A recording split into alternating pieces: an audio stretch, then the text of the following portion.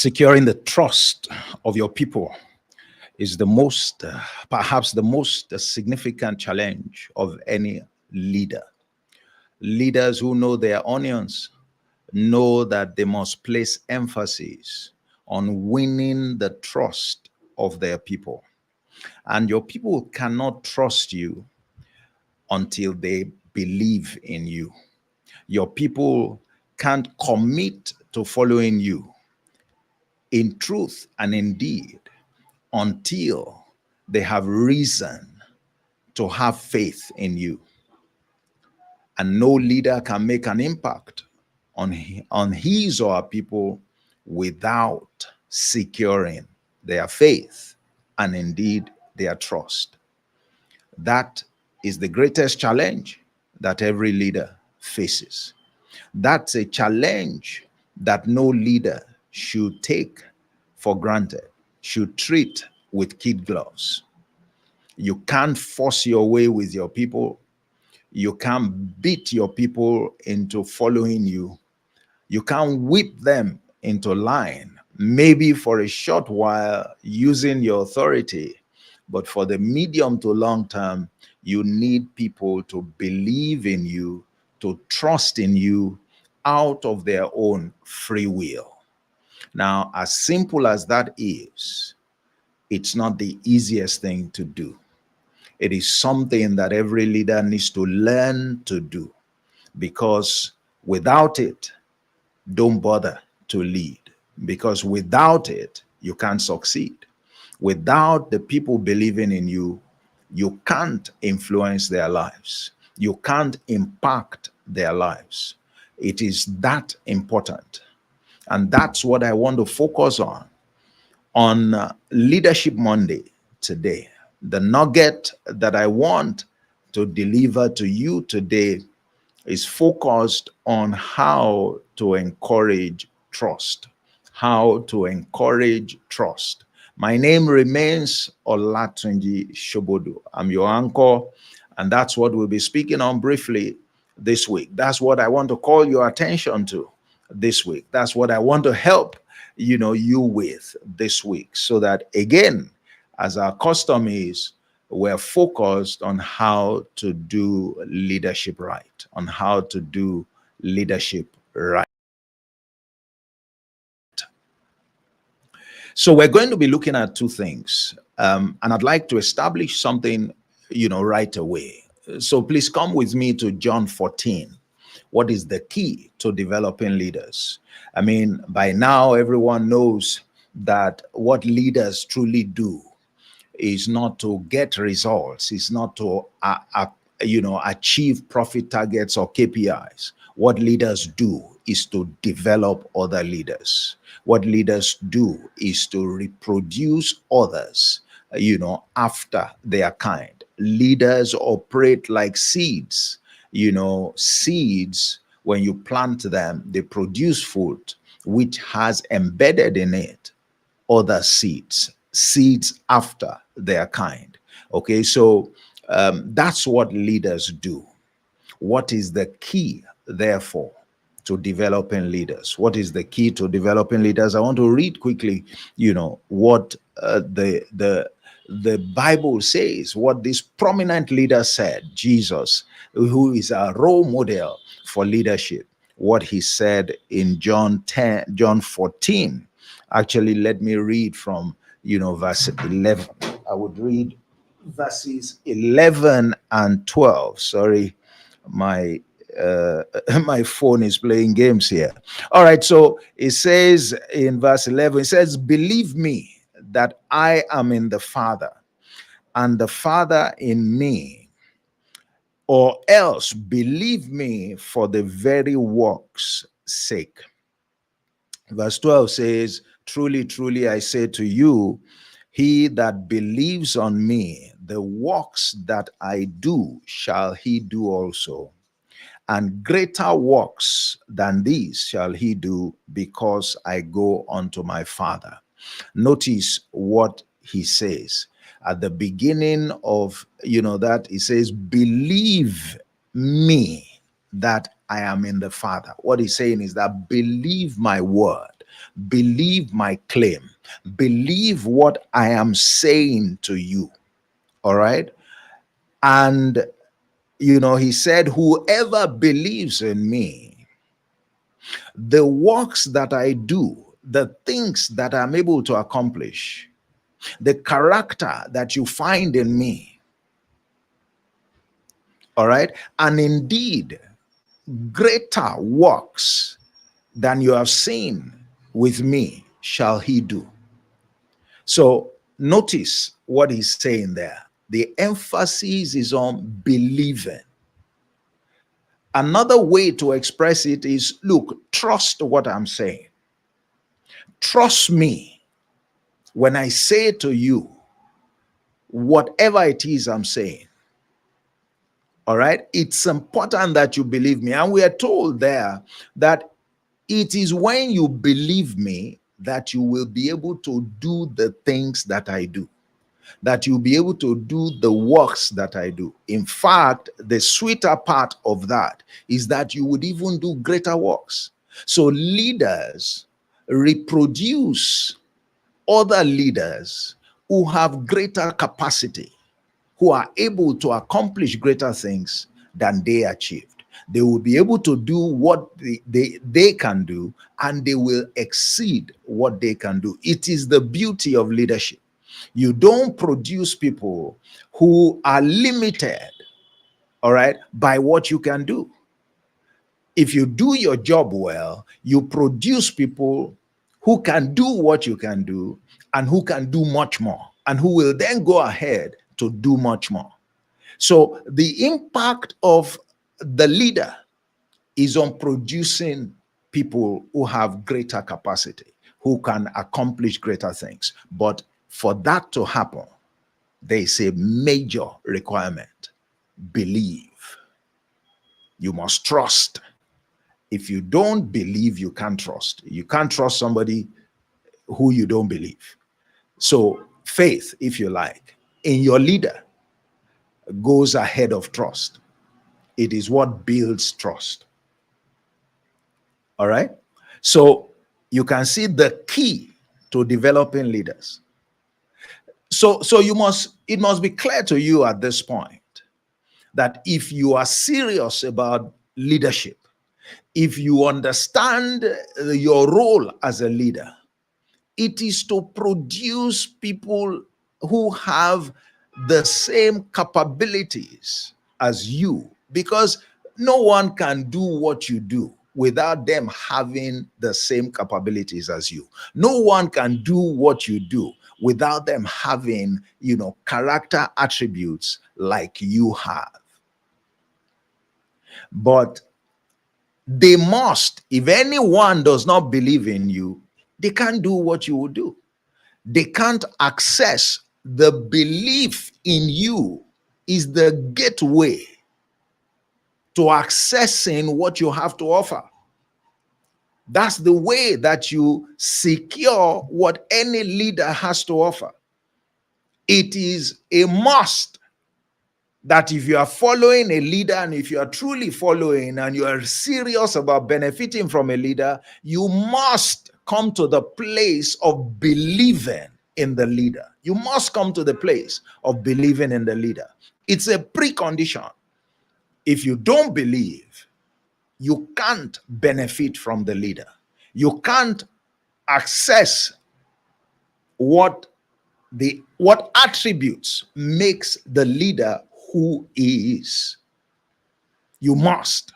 So some of us who are following leaders, half-heartedly, we are playing games. We will not benefit from the leader.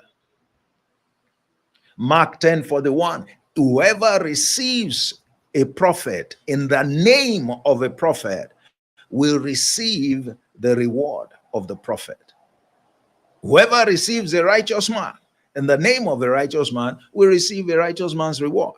So the way you receive me, however you perceive me, will determine what you benefit from me.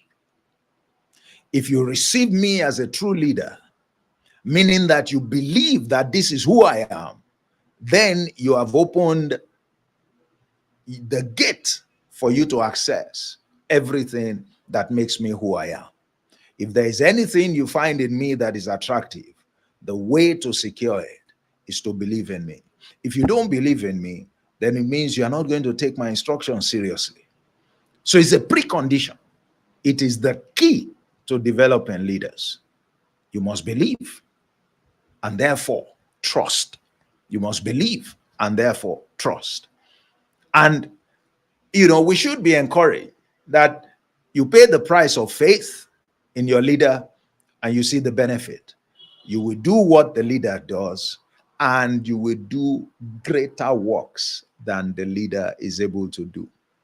So leaders can produce people who will trump them in terms of achievement. Leaders can produce people who will go on to produce better quality leaders. All right. Leaders can produce people who would go ahead and become high flyers that make mincemeat of their own achievements. Isn't that what they say? A parent wants. Parents wants to produce, children that will be more accomplished than themselves. So if you do well as a parent, if you do the parenting job well, which is a leadership responsibility, you will produce children who will rubbish, as it were, your own accomplishments.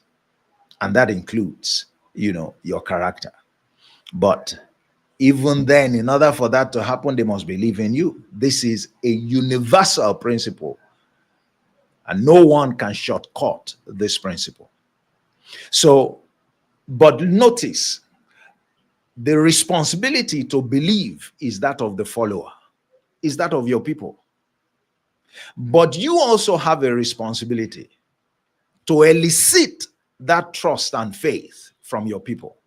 You can't fold your arms as a leader and say, well, if they choose, let them believe me. If they like, let them not believe me. You are joking, sir. That's not. You have a responsibility to walk towards the people believing in you, trusting you. Why? Because you need it. You can't, from that statement, applies to both leader and follower. It shows you the secret to doing your job effectively. It shows the follower the secret to benefiting from a leader. So you can't take it for granted that, look, if you like, follow me. If you like, don't follow me. That's not the attitude of a leader. A leader works, does everything to elicit that faith and trust. Why? Because the leader knows that without it, all her efforts, all his efforts will not produce, will be ineffective, would amount to a waste. Would amount to a waste. And when you look at the case of Jesus, he wasn't speaking arrogantly. He was not. He was encouraging them to trust. He was telling them the truth. He said, believe. All right. It wasn't if you like, you believe, if you don't like. He said, truly, truly, I say to you. Emphasis. He said, look, this is not a joke. You need to understand this. This thing is very important. That's why every time you see verily, verily, truly, truly. He said, in truth, is like emphasis. That this, I'm calling your attention to something that you need to bear in mind for your good and for mine. All right. I need for you to believe in me. All right. He said, verily, verily, truly, truly, I say to you, he that believes on me, the works that I do shall he do, and greater works. So he was encouraging them to trust him, to believe in him. He was the leader. He was the savior. He could have been arrogant about it, but no, he wasn't arrogant about it. This is humility on display. He was telling them, yes, I have something to offer you. I want to improve the quality of your life. I want to impact and add value to you. But gentlemen, I need you to trust me. I need you to believe in me. If you don't, you won't be able to access what I have to offer. And that would be a shame. And that would be a shame. So he was encouraging them by speaking the words of truth. He was presenting the truth to them. He was appealing to them, as it were. Now, let's go and look at, how to encourage. Because in order for you to secure that faith, in order for you to secure that trust, there is something that you need to call the attention of your people to. There are two levels, all right, that you must mind. There is one level is the word you speak. There is the other level. It is the works. That's why we had, in that caption, word and works. How to encourage trust, how to elicit trust, how to secure trust in your people. You need it. Look at John 10 and verses 37 to 38. This is what he says. He said, if I don't do, I'm paraphrasing here, and you can reference. He said, if I don't do the works of my Father, don't believe me. That's verse 37. And then verse 38. He said, but if I do the works, though you don't believe me, that is, although you don't believe what I say, believe the works, so that you may know and believe that the Father is in me and I am in the Father. There are a couple of things that I think you should bear in mind there. There are two things that can help you to secure the trust of your people. The first is what you say. What are you saying to them? What are you saying? Now, he was saying here, he said, ordinarily, what I'm saying to you is enough to elicit trust in me from you. Ordinarily, that should be enough. But for some people, it won't be enough. Some people want a bit more. Some people are looking for signs. Some people are looking for something more concrete that they can hold on to. And so he said, okay, if you don't see the works, if I don't do the kinds of things, all right, that the leader who taught me does, then don't believe. So there are two things that drive, that encourage belief. The first are the words that you speak. What kind of words are you speaking?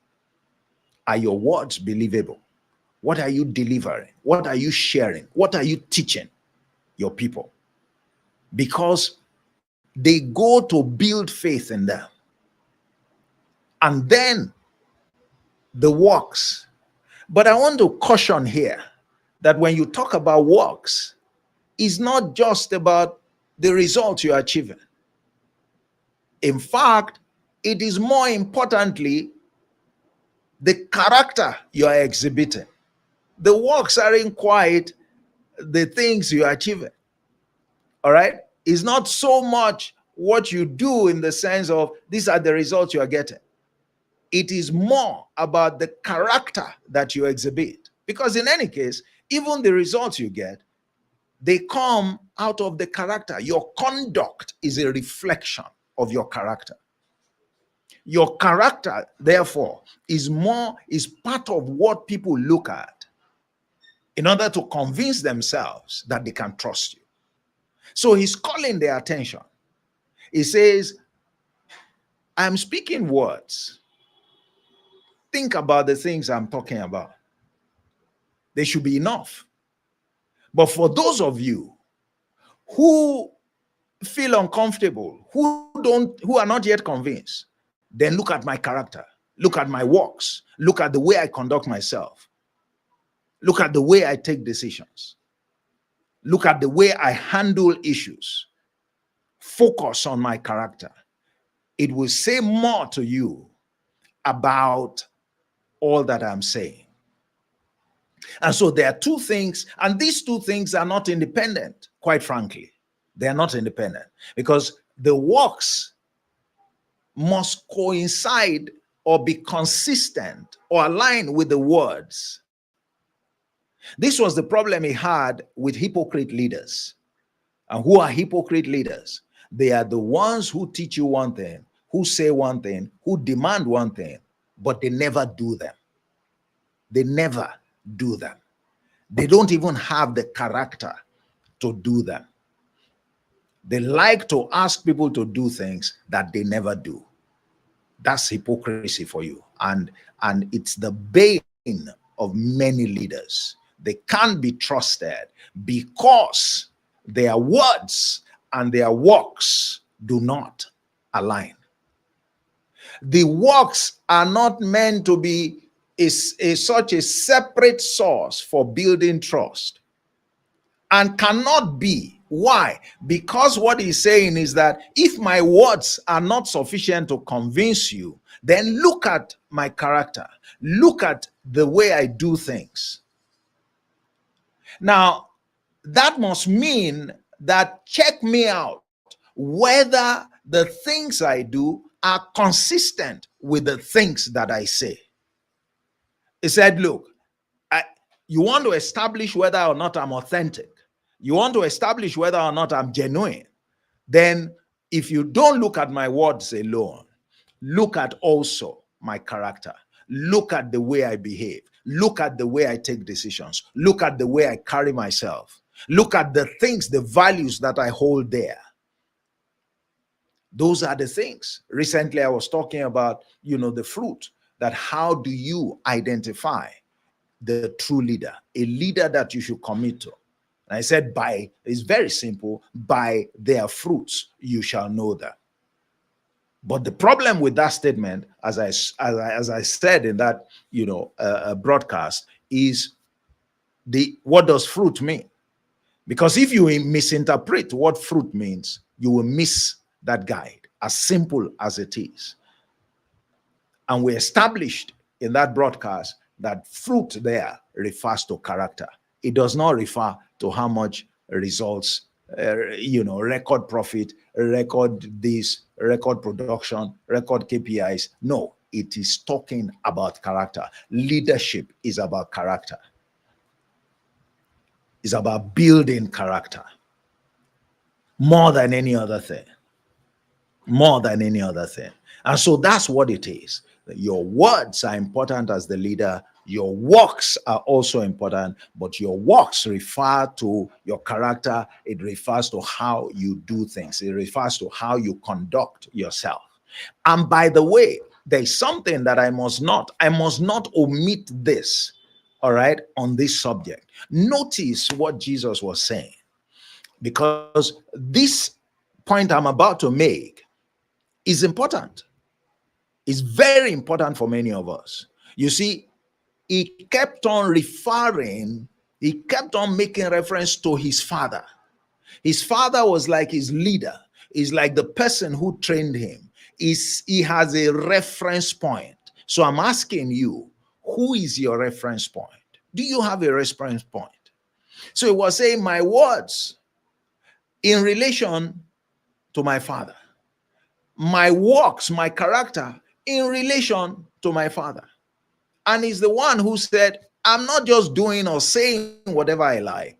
I'm saying what I'm saying. I'm doing what I'm doing because that's what I was taught. That's what I saw my father doing. That's what I learned. But many of us want to be our own persons, want to be self-made. We don't have a reference point.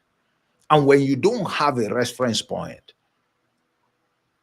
you become a danger to the people. When you don't have a reference point, you make it more difficult for the people to believe in you, because the people also want to know, is useful to them, under who did you train? Who have you been associated with? Who have you listened to? Who informed or influenced the kinds of things that you're teaching? Do you have a reference point? So it's not just about speaking words. It's not just about some kind of conduct, however your character is, in relation to who.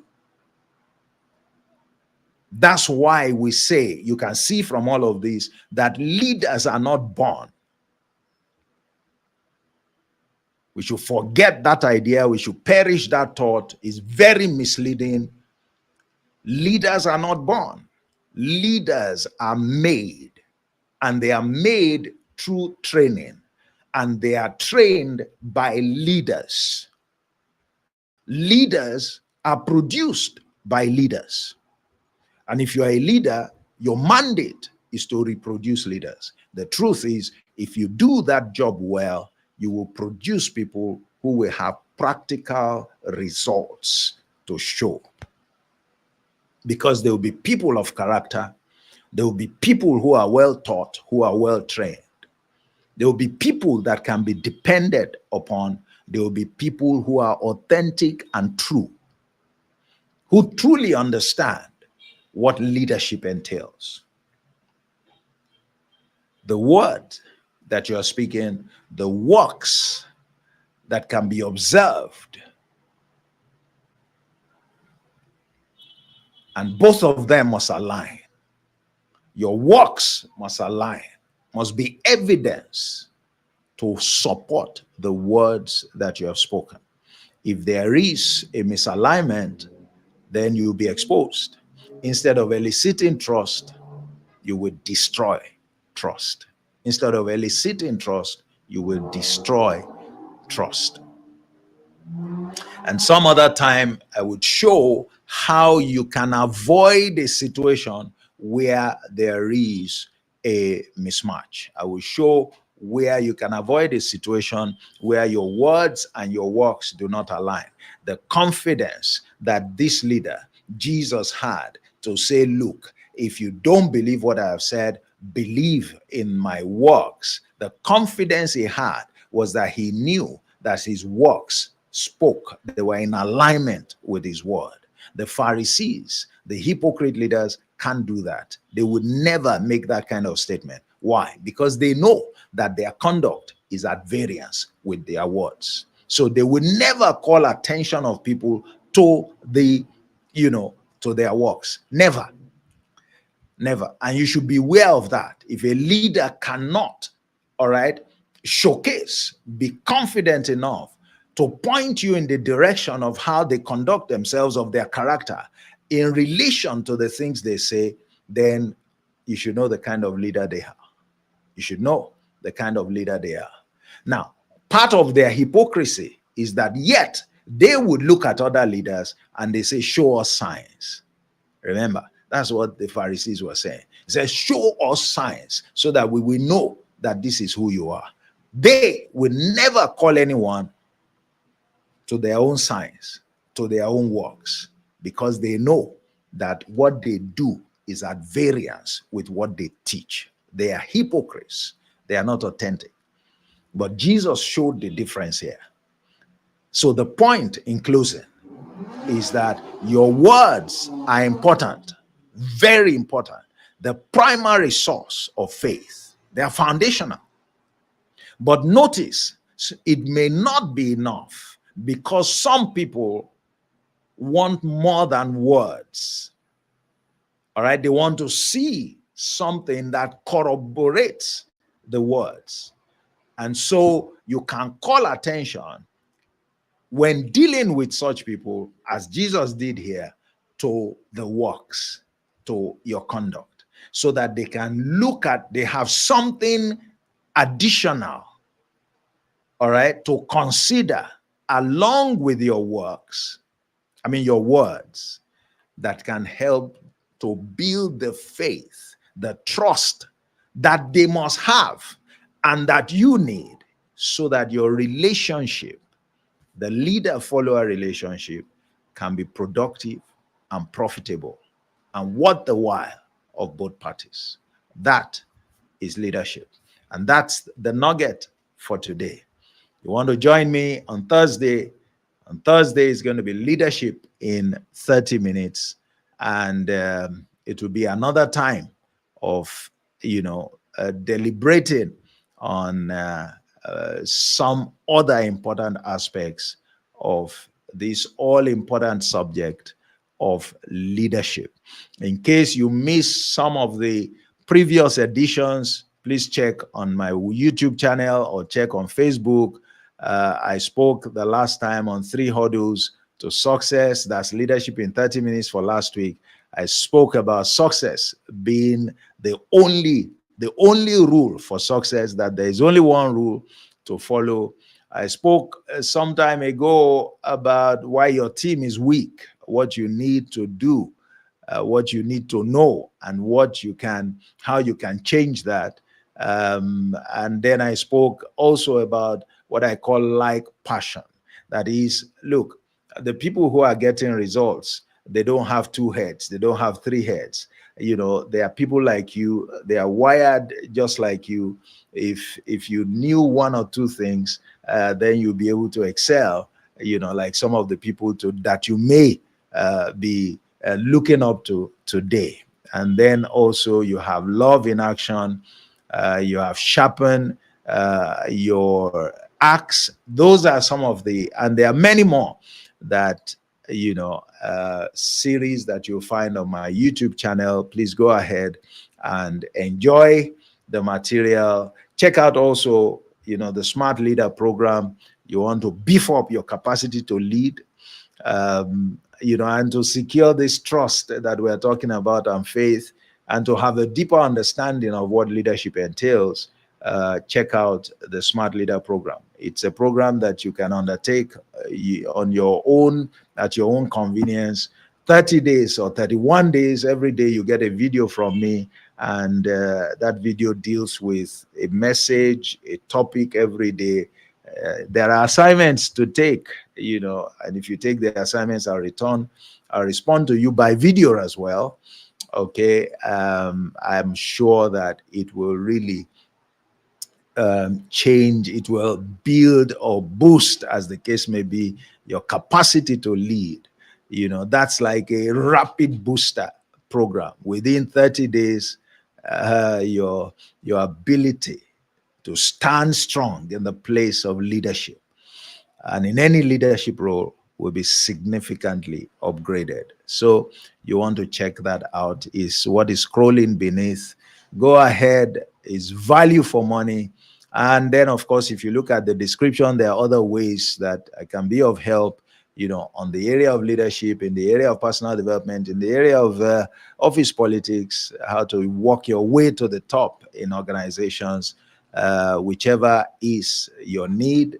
You can reach out to me. My email is there, and let's see how we can be of help to you.